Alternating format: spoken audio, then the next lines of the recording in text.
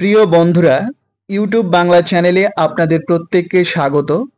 বন্ধুরা, এই মুহূর্তে সবচেয়ে বড় খবর 24/12/2023 অর্থাৎ 2023 সালের ডিসেম্বর মাসের 24 তারিখ যে প্রাথমিক টেট পরীক্ষা হয়েছিল, সেই প্রাথমিক টেট পরীক্ষার আজকে ফাইনাল অ্যান্সার কি প্রকাশ হয়েছে।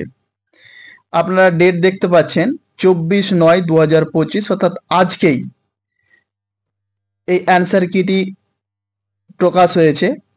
আপনাদের মোট 5টি সিরিজ ছিল, বুকলেট সিরিজ ছিল মোট 5টি।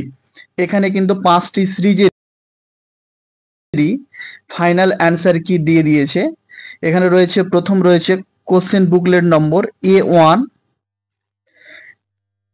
তারপরে রয়েছে কোশ্চেন বুকলেট সিরিজ কোড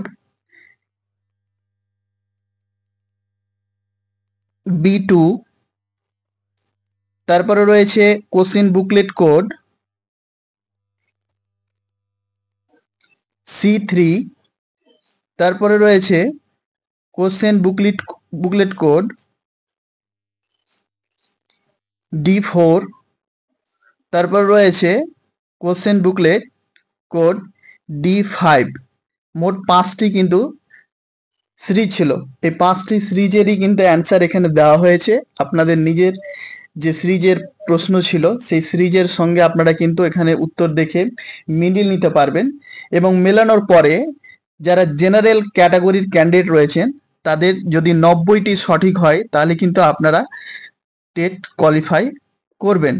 আর যারা ওবিসি এ অথবা বি রয়েছে তাদের কিন্তু 82টি অ্যান্সার সঠিক হতে হবে, তাহলে কিন্তু সে টেট কোয়ালিফাই করবে।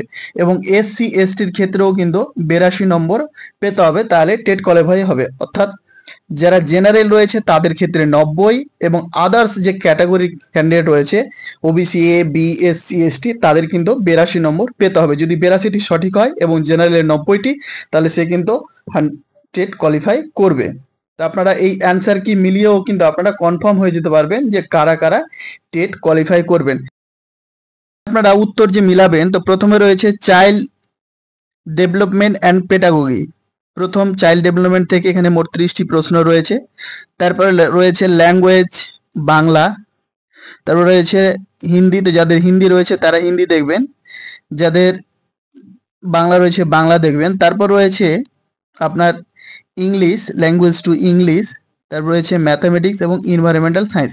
এখানে আপনারা আপনাদের নিজের বুকলেট কোড থেকে কিন্তু কোশ্চেনের উত্তরগুলো মিলিয়ে নেবেন।